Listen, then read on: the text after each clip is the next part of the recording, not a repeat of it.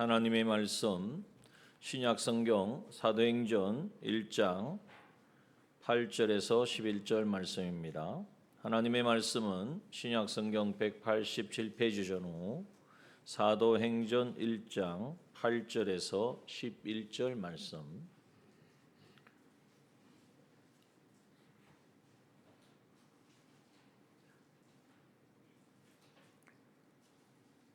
하나님의 말씀 사도행전 1장 8절에서 11절 말씀 우리 한 절씩 교독하시겠습니다. 오직 성령이 너희에게 임하시면 너희가 권능을 받고 예루살렘과 온 유대와 사마리아와 땅끝까지 이르러 내 증인이 되리라 하시니라.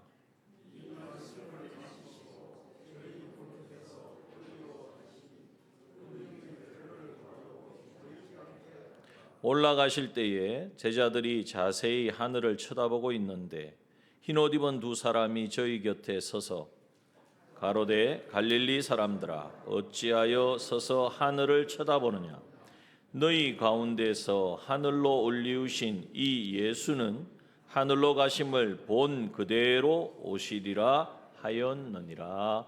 아멘.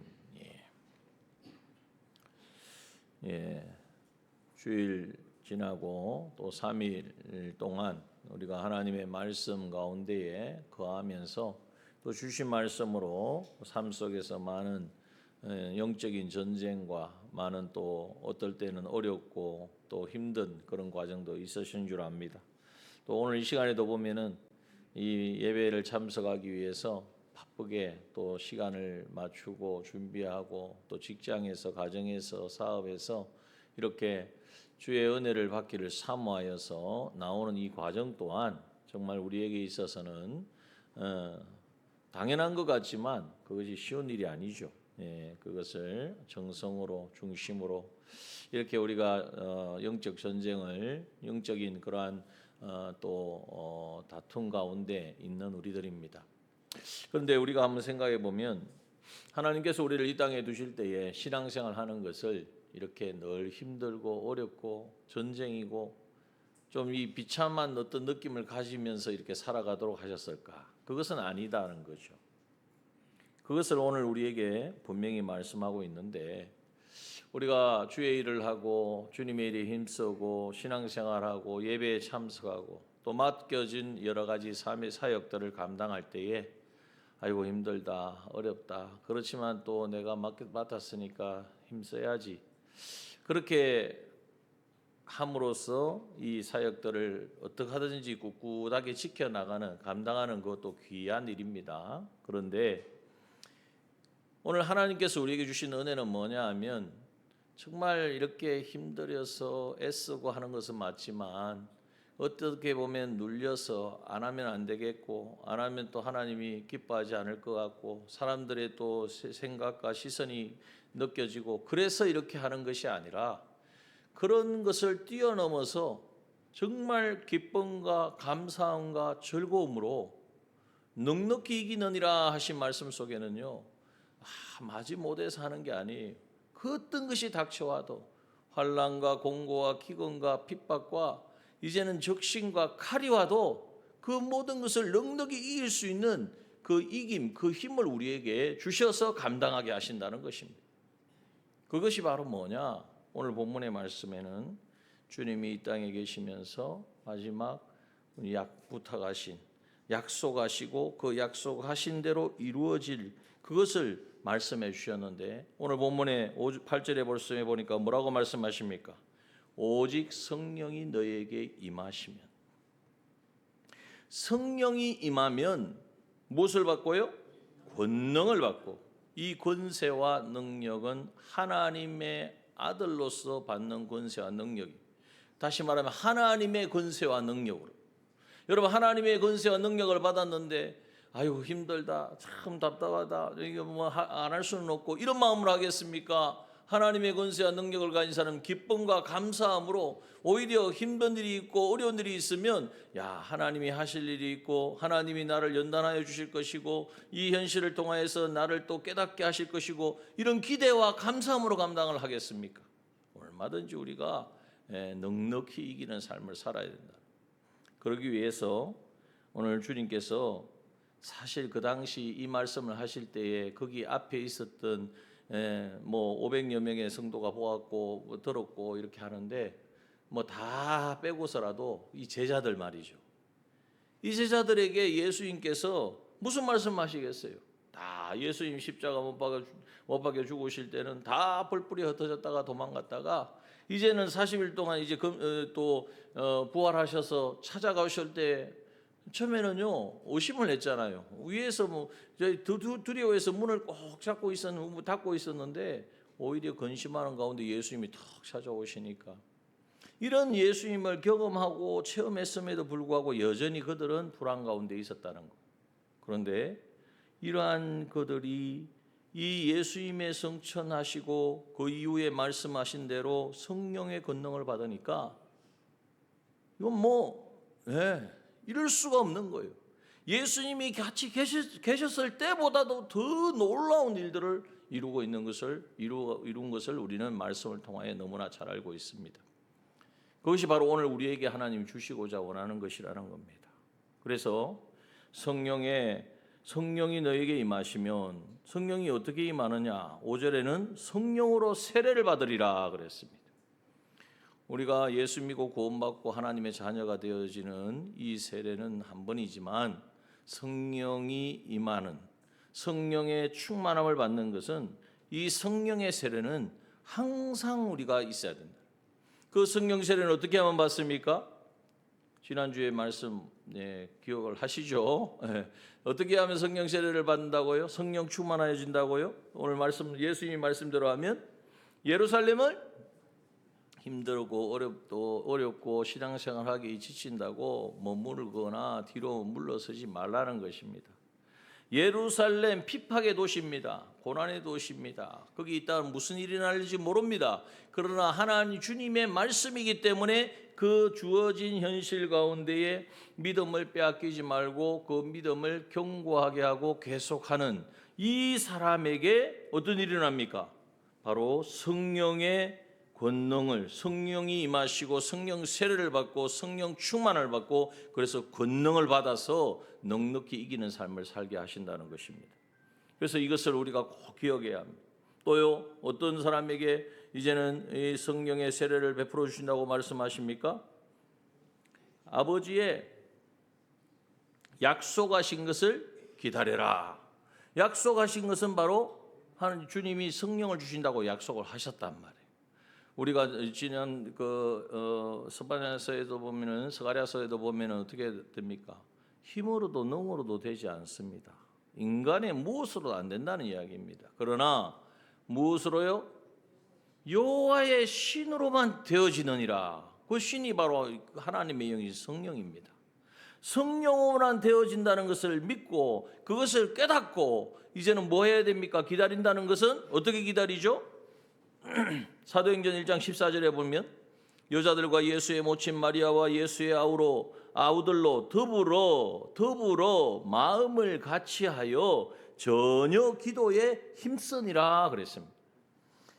함께. 그래서 이게 중요합니다. 홀로서도 할 수 있지만 성령 충만을 받는 것은 그 간절함은요.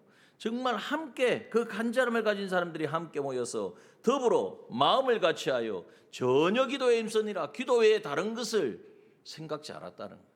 성령을 주옵소서. 성령 충만함을 주옵소서. 이 간절함을 가지고 기도할 때에 하나님께서는 구하는 자에게 성령을 주신다고 약속해 주셨습니다. 이 사실을 우리가 깨달을 때에 나는 지금 성령을 그렇게 간절하게 구하고 있는가 생각해 보아야 됩니다. 어떤 목사님이 우리 교회에 성령의 충만함이 필요하다. 그래서 성도들에게 자 우리 이제 저녁마다 모여서 기도합시다 이렇게 선포를 했어요. 그래서 모여서 함께 기도하는데 이제 모으실 분들이 오셔서 기도하는 거죠. 이렇게 기도하는데 근데 뭔가 성령 충만함을 못 느끼고 다 뭔가 기도를 하긴 하는데 뭔가 부족한 거예요. 뭔가 안타까워. 그런데 그런 가운데 어느 날 아침에 전화가 한 통화 걸려왔어요. 누구냐 하면 평소에 교회에 열심히 안 나오시던 분이에요. 주일만 보일까 말까 한 분인데 전화가 와서 목사님 해결됐습니다 그러더래요. 뭐가 해결됐습니까? 지금 회사가 부도 직전에 있었는데 은행에서 대출을 안 해줘가지고 내가 너무나 답답해가지고 온 사방을 헤매도 안 되더라는 거예요. 정말 뭐 어디에 뭐 여기 가고 저기 가고 아무 데도. 그래서 답답한 마음에 이렇게 오는데 교회에서 저녁마다 성령을 구한다는 기도를 한다는 것도 이 사람은 몰라요. 관심이 없는 사람이에요. 그런데 교회 불이 켜져 있더라는 거예요. 교회 앞을 지나가다 보니까. 교회 불이 켜져 있을까? 왜 저렇게 켜져 있을까? 하고 그래 내가 다른데 어디 구해도 지금 아무런 답이 없는데 내가 기도라도 해야지. 그러고 오니까 사람들이 모여가지고 성령을 구하고 막 기도하고 있더래요. 그래서 자신도 기도를 했어요. 근데 앞에서 목사님이 무슨 말씀을 하시는지 뭐 교인들이 뭐 어떻게 기도하니 그거는 관심이 전혀 없고 귀에도 안 들어오고 무슨 기도만 했겠습니까? 하나님 대출 좀 주십시오. 대출을 주십시오. 하나님 뭐 은행을 어떻게 좀 하시든지 그 기도를 그렇게 간절히 했다는 거예요. 태어나서 그렇게 간절하게 기도해 본 적이 없다는 거예요. 그런데 그 아침에 그 다음 날 어떤 소식이 왔어요. 대출을 해준다는 소식이 들리니까 소식 전화가 온 거예요. 그러니까 야 하나님이 들어주셨다고. 그래서 목사님께 막 기쁨의 그런 간증을 고백을 하는 것이죠. 그런데 그때에 목사님이 어떤 마음이 들었냐. 구한다는 게 뭔가. 우리가 모여서 성령을 구한다고 하지만 과연 이 사람이 이 집사님인지 성도인지는 확실히 모르겠어요. 거기 실제 있었던 일인데 이분이 그렇게 간절하게 구하는 그 구함, 그러한 기도, 그 간절함을 가지고 우리가 성령을 구했는가 생각해 보니까 아니더라는 거죠. 이분은 뭐 하나님의 말씀도 뭐 기도 제목도 관심이 없어요. 오직 대출인 거예요. 그렇게 간절히 구했더니 하나님께서 들어주시는 이것을 보고 뭘 하나님이 주시는 메시지냐? 그렇게 구했느냐는 말이죠. 여러분 한번 생각해 보십시오. 주시면 감사하고 안 주시면 어쩔 수 없고가 아니라 정말 하나님 안 됩니다. 성령 충만하지 않으면 권능을 받을 수 없고 내가 정인의 삶을 살 수도 없고 주님 앞에 설 그날의 준비를 할 수가 없습니다. 하나님 성령 주시지 않으면 내가 이 자리를 떠나지 않겠습니다. 그런 간절함을 가지고 구했느냐 하는 것입니다. 여러분 그러므로 우리가 약속하신 성령을 주신다 그러니까 하나님 약속하셨으니까 언제 때가 되면 주시겠지. 때가 되면 나를 변화시켜 주시겠지. 뭐가 같다고요? 감나무 밑에서 입 벌리고 감 떨어지는 거 기다리는 거하고 똑같습니다. 언제 떨어지겠습니까? 떨어져도 제대로 떨어지겠습니까? 얼굴에 떨어지고 입에 안 떨어지고 얼굴에 떨어지면 아무 의미가 없잖아요. 그러므로 오늘 우리가 성령을 구하는 것을 성령이 임하면요 우리 안에 있는 모든 인생의 문제는 다 정리가 됩니다. 왜냐하면 성령의 하나님의 권세와 능력을 받으니까 정평정가가 된단 말이에요. 이거는 내가 취해야 될 것, 취해야 되지 않을 것, 이건 버려야 될 것, 이게 정리가 되니까 이게 삶이 완전히 새로워지는 거죠. 그런데 그건 하지 않고 다 뭔가 이렇게 자기 생각대로 뜻대로 다 하고 그 다음 하나님 좀 도와주십시오. 누가 하나님이 어떻게 그걸 도와주시겠어요? 그러므로 오늘 우리가 성령을 구한다는 것이 무엇인가? 정말 간절한가? 정말 요즘 친구들 이야기를 말을 하면 진심인가? 예? 정말 진심인가? 그리고 예수님이 이렇게 말씀하시는데 예 알겠습니다. 이제 성령을 구하겠습니다. 약속하신 성령을 기다리겠습니다. 이렇게 하지 않고 제자들이 뭐라 그랬습니까? 이스라엘 나라를 회복해 하시면 이때니까 지금 자기들이 당면한 이 이스라엘의 회복 독립이 언제냐고 그걸 묻고 있는 거예요. 그러니까 주님이 뭐라고 말씀하십니까? 때와 기한은 아버지께서 자기의 고난에 두셨으니 너희 알 바 아니요. 너희들이 지금 근심하고 걱정할 일은 그게 아니라는 거예요. 지금 이거 어떻게 되겠습니까? 나라가 어떻게 되겠습니까? 사회가 어떻게 되겠습니까? 경제가 어떻게 되겠습니까? 물론 중요하죠. 그러나 그것은 누구에게 달려 있는 것입니까? 하나님께 달려 있는 것이요. 그래서 우리가 이 세상의 모든 염려와 근심, 걱정, 이방인이 구하는 그걸 가지고 주님 앞에 나아가지 말고 뭐라고 말씀하십니까? 성령이 임하기를 구하라. 성령의 충만함을 구하라고 말씀하고 있는 것입니다. 그러므로 오늘 하나님 말씀대로 우리는 나가야 돼요. 핍박과 환난과 어려움이 있다고 해가지고 신앙생활 하는 것을 뒤로 멈추거나 늦추거나 뒤로 물러서거나 다른 쪽으로 향하지 말고 계속 그 자리에 서서 우리가 해야 될 것은 무엇을 구해야 됩니까? 성령 충만을 주옵소서. 성령 세를 약속이잖아요. 하나님의 약속이면 하나님 반드시 이루시는 분이잖아요. 하나님 나에게 성령 충만을 주시옵소서. 내가 다른 생각 다른 것을 내가 의지하지 않겠습니다. 다른 것을 하나님께 구하지 않겠습니다. 이제는 정말 그의 나라와 그의 의를 구하는 자가 되기를 원합니다. 성령 충만을 우리가 간절히 구할 때에 하나님께서는 약속하신 대로 오순절 마가다락방에 정확하게 예수님이 십자가에 못 박히시기 전날 뭐 하셨어요? 유월절 만찬을 행하셨잖아요. 유월절부터 오순절까지가 50일입니다. 그죠? 예, 그러니까 지금 예수님이 성천할 때 40일이었어요. 그러니까 10일 후에 오순절날 마가다락방에 이제는 성령이 임하는 것이죠. 그러므로 여러분 오늘 우리가 구하면 정말 간절히 간구하는 사람에게는 하나님 반드시 성령의 충만함을 주시고 그래서 성령의 권능을 받게 된다는 거예요. 자, 그러면 권능은 왜 주시는가? 권능을 주신다는 것은 성령의 충만함이라는 것은 성령이 임재하셔서 나를 온전히 지배하시고 다스리고 통치하시는 것입니다. 성령이 온전히 충만해지면 세상의 생각, 유혹, 욕심 이런 것이 다 있을 수가 없는 거예요. 그러한 성령 충만을 주셔서 이제는 뭐 하시려고, 어떤 일을 하게 하시려고 성령 충만을 주는가? 오늘 본문에 보니까 8절에 보니까 성령이 너희에게 임하시면 권능을 받고 예루살렘과 온 유대와 사마리아 땅 끝까지 이르러 무엇이 된다 그랬습니까? 예수의 증인이 되게 하시려고, 예수의 증인으로 살게 하시려고 성령 충만함을 주신다는 것. 증인이란 말은 그냥 흙으로 지어낸 것을 증언하는 사람 증인이 아니죠. 잡혀갑니다.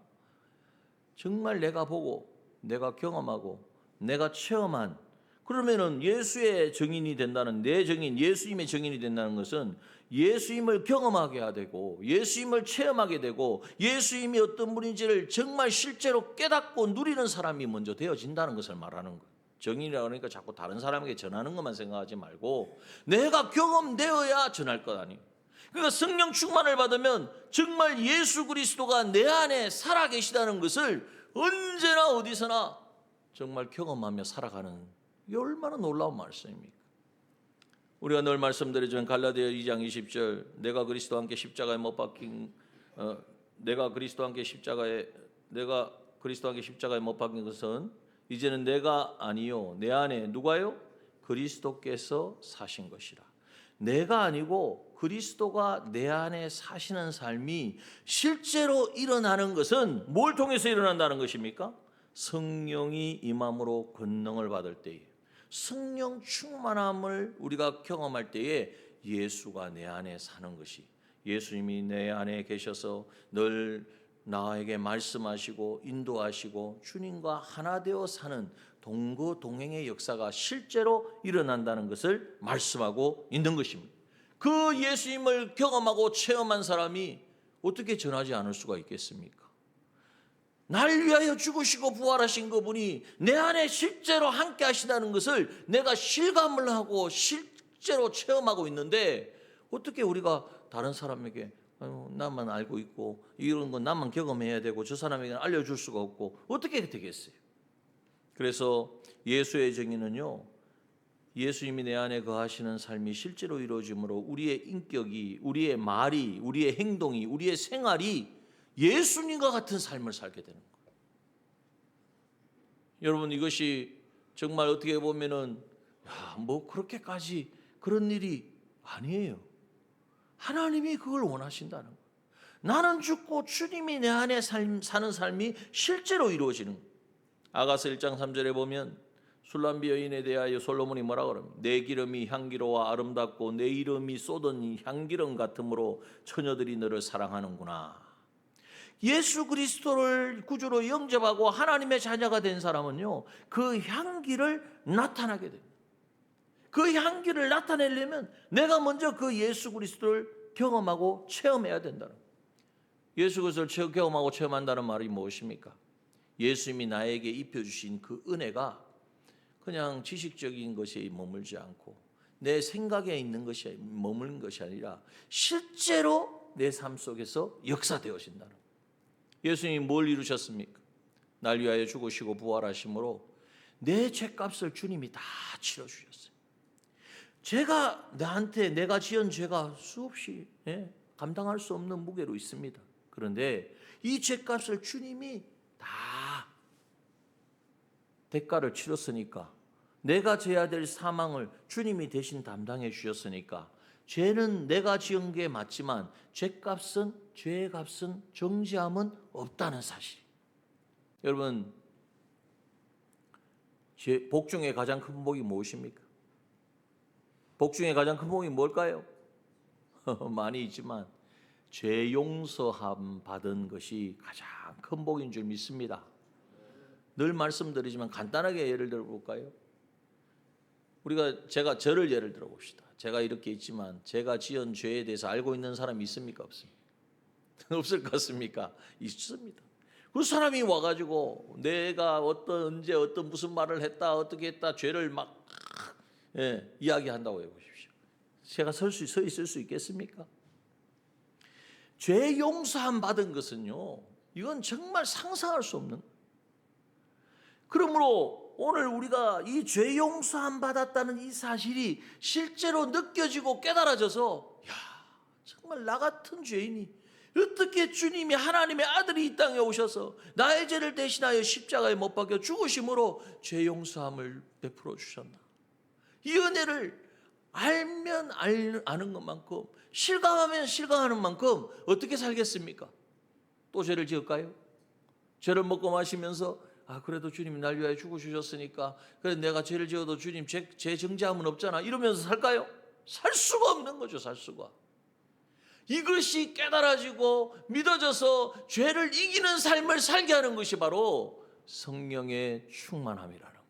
그것이 바로 성령의 세례고 성령이 임하여 우리에게 주신 권세와 능력이라는 것입니다. 그래서 우리에게 입히신 대속의 은혜가 실제로 우리가 삶 속에서 누리고 체험할 수 있도록 하는 것이 바로 성령의 세례요, 성령 충만함이요, 성령이 임하여 주시는 권능이라는 사실입니다. 죄만 그러겠습니까? 입혀주신 이 의로 하나님 앞에 나아갈 수 있는 의를 입혀주셨는데, 옳다함 받은 의를 입히신 이 사실을 우리가 평소에는 아무리 말을 하고 하지만 사실 실감을 못 하잖아요. 성령 충만하면요, 그게 얼마나 주님이 우리를 위하여 순종이 하늘 권세 다 내려놓고 이 땅에 오셔서 정말 그렇게 하지 않아도 되는 분이 왜 그 하나님의 말씀에 철저하게 순종하셔서 마지막에 십자가에서 우리를 대속하시는 것이 하나님의 뜻이기에 거기에도 순종하시는 기쁨으로 감사함으로, 혹시나 내가 잘못될까 봐, 혹시 그 일을 감당하지 못할까 봐 땀방울이 핏방울 되기까지 이제는 그렇게 흘리시면서 간구하셨던 그 주님을 깨닫게 하고 체험케 하는 것이 뭐냐? 그게 바로 성령의 충만함. 그 성령 충만함을 받은 사람이 어떻게 이제 하나님 뜻대로 살지 않고 내 마음대로 살겠습니까? 주님이 어떻게 해서 나에게 의롭다함을 주셨는데 그 의를 내팽개줘 그냥 아무것도 아닌 거 내팽개주고 뭐 돈 몇 푼에 팔고 사람 때문에 팔고 그렇게 살 수가 없다는 거예요. 그것이 실감되어지고 깨닫게 되어지는 것이 바로 성령의 충만함.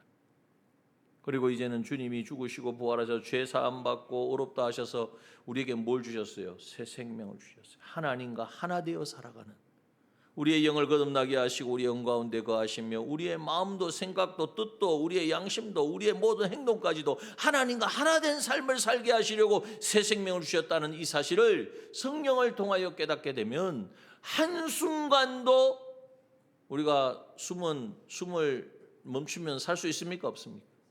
4분 이상 가면 큰일 납니다.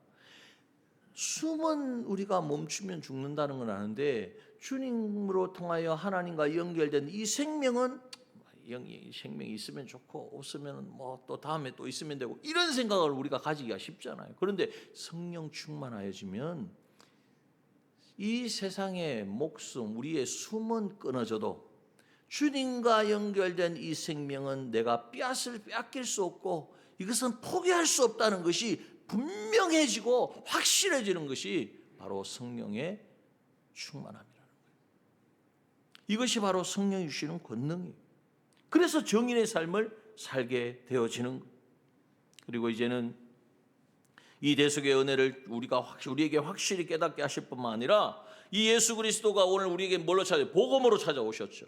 이제는 이 예수 그리스도의 복음을 가지고 이 말씀이 영생인 줄 알고 이 말씀에 자신의 전부를 걸고 말씀대로 순종하지 못하게 하는 어떤 미혹이 있어도 어떤 공격이 있어도 어떤 손해가 있어도 그 말씀을 포기하지 않고 그 말씀을 외면하지 않고 그 말씀에 순종하는 사람이 되게 하는 이것이 바로 성령이 임함으로 말미암아 주시는 권능이라는 거예요. 그리고 성령의 권능을 받으면 성령의 사람이 되어지는 거예요. 성령의 권능을 받으면 이제는 정말 이 놀라운 이 대속을 입은 자로 우리의 삶이 변화되는 거예요. 여러분, 우리 그리스도인은요, 그리스도인의 증거가 뭐냐? 교회 다니는 것. 그거는 드러나는 거예요. 그러나 교회 다닌다고 다 그리스도인 된 게 아닙니다. 그리스도인의 증거는 변화되어야 합니다. 어떻게 변화해야 됩니까? 예전에는 좀 다른 사람 보기에 그랬는데 이제 교회 다니니까 다른 사람 의식에 해서 치장도 하고 그러면 변화되는 겁니까? 아니에요. 변화되는 건 주님을 닮아가는 거예요. 주님의 인격과 주님의 성품과 주님의 겸손함과 온유함과 주님이 우리에게 보여주시는 그 섬김의 삶을 살아가는 거예요. 주님을 생각해 보면 주님이 사람들에게 인정받아서 섬기셨고 주님이 다 말을 잘 들어가지고 온유하셨습니까? 정말 제대로 엉망인 것밖에 없는 거. 그런데 주님은 그렇지 않단 말이에요. 그래서 우리가 이 주님의 삶을 닮아서 변화되게 하시는 그 은혜와 그 능력이 뭐냐? 그것이 바로 성령의 권능인 줄 믿습니다. 그러므로 우리가 구해야 될 것이 뭐냐면 바로 성령을 구하는 것이라는 거예요. 그러면 우리는 먼저 내가 정인이 되어서 예수님이 내 안에 거하시고 너는 주님이 말씀하신 대로 너와 내가 함께 먹고 마신다고 하셨는데 그런 역사가 실제로 체험되어지고 이 체험되어진 이 향기를 품어내니까 곳곳에서 이러한 정인의 삶을 살아내니까 그 향기를 맡고 많은 사람들이 주님 앞으로 이제는 나오게 되는 거죠. 그러므로 여기에 보면 어디에서 정인이 되느냐? 예루살렘과 온 유대와 사마리아 땅끝까지 이르러 그랬습니다. 우리의 삶의 모든 영역에 우리는 정인의 삶을 살아야 된다는 거예요. 특별히 가장 가까운 데서부터 내 자신부터 그리고 가장 나와 가까운 사람들이 사는 곳이 어디입니까? 가정에서부터 예수의 정인으로 살아야 된다. 다시 말하면 성령 충만한 성령의 권능을 받고 살아야 된다. 근데 가정에 돌아가면 짜증난 일밖에 없고 마음에 안 드는 일밖에 없고 왜 이렇게 내가 좀 하라는 대로 안 하고 뭐 빨래 좀 개라니까 개지도 안 하고 전혀 안 그러신 것 같은데 짜증날 일들이 많죠. 그 성령의 권능을 받아야 그것이 다 주님이 만약에 그 상황에 나와 같은 입장에는 주님도 그렇게 화를 내고 주님도 그렇게 짜증내고 주님도 그렇게 막 이렇게 대항을 하고 다투었을까? 아니죠. 주님이 그러실 리가 없잖아요. 그러면 우리가 그것이 내가 예수 믿으니까 그러지 말아야지 이게 아니고 성령 충만을 받으면 성령 충만한 삶을 살아가면 이젠 정인이 되어지고 정인의 삶을 살아내게 되어진다는 거예요. 성경에 보면 아람 나라 나아만 장군의 집에 노예로 잡혀간 이스라엘 계집아이가 있었습니다. 노예로 달려갔는데 뭔 낙이 있겠어요? 소망이 있겠어요? 그런데 자기 그 주인인 이 나아만인 문둥병이 나병 환자라는 것을 알고 난 뒤에 뭐라고 이야기합니까? 열왕기하 5장 3절에 보면 그 주모에게 이르되 우리 주인이 사마리아에 계신 선지자 앞에 계셨으면 좋겠나이다. 저가 그 문둥병을 고치리이다. 이 아이가요 막 그냥 말도 안 듣고 나쁜 일을 하고 막 괴롭히면서 이런 말 하면은 신뢰가 되겠습니까? 안 되겠습니까? 더러운 둥 만두렁 하겠죠. 근데 얘가 달라. 노예로 잡혀왔는데도 생걸생걸 웃으면서 시키는 대로 잘하고, 보니까 뭐 잘 보이려고 하는 게 아니라 애가 근본부터가 다른 거예요. 여러분, 성령의 충만을 받는 사람은 얼굴이 다르고 생각이 다르고 근본부터가 다른 것이 사람들이 보면 압니다. 거기에서 나오는 말이니까 그 말로 인하여 나만 장군이 병고침을 받고 놀라운 이 하나님이 어떠한 분인지 경험하게 되잖아요. 여러분, 그래서 우리가 정인의 삶을 사는 것은 나부터, 그리고 가정에서부터, 더 나아가서 직장과 학교와 우리의 삶의 모든 영역으로 이제는 점점점 이렇게 확장되어져 가야 된다는. 가정에는 막 끊임없는 전쟁이 일어나고 있는데 밖에 나가서는 천사같이 가능할까요? 안 가능할까요? 사람들 보기에는 가능해요. 그렇게 될 것 같아요. 그러나 하나님의 말씀은 그렇지 않습니다. 그러므로 오늘 먼저, 그런데 여러분 걱정하지 마십시오. 성령의 충만함을 받고 성령의 권능을 받으면 어디서나 어떤 상황에서나 우리는 그곳에서 정인의 삶을 살게 될 줄 믿습니다. 이것을 우리가 도전해요. 자, 그래서 오늘 다 말씀을 했는데, 그리고 마지막 한 가지 더, 우리가 왜 이렇게 정인의 삶을 살고 성령 충만해야 되느냐? 9절과 11절의 말씀 뭘 말씀하고 있습니까? 너희들은 왜 하늘을 쳐다보느냐? 하늘에 올리신 예수는 하늘로 가심을 본 그대로 오시리라. 이게 뭐죠? 주님이 재림하신다는 거예요. 주님이 재림하시기 때문에, 주님이 반드시 다시 오실 것이기 때문에 우리는 정인이 되어야 되고, 정인이 되기 위하여 성령 충만해야 될 줄 믿습니다. 주님 앞에 설 거잖아요. 우리가 이 세상 끝나면 끝나는 게 아니잖아요. 주님은 반드시 오시는데, 그 주님 앞에 섰을 때에 주님이 우리에게 뭘 물으시느냐? 어디서 뭘 했고, 뭐 어떤 직책을 가졌고, 교회에서는 무슨 직분을 가졌고, 안 물으신다니까요. 넌 얼마나 정인의 삶을 살았느냐? 넌 얼마나 성령 충만함으로 정인의 삶을 살았느냐? 이 물음을 하실 터인데, 오늘 우리가 그때에 과연 어떻게 답할 수 있을까? 생각해 보니까 답은 하나구나. 성령 충만을 받아야 돼. 성령 충만 어떻게 받는다고요? 예루살렘을 떠나지 말고. 어떻게 받습니까? 약속하신 것을 간절함으로. 부도나게 생겼으니까, 이 부도나면 끝장이잖아요. 그 얼마나 간절하겠어요. 우리가 성령을 구하는 것은 그보다 더 큰 일이잖아요. 더 놀라운 역사잖아요. 그러면 그보다는 더 간절해야죠.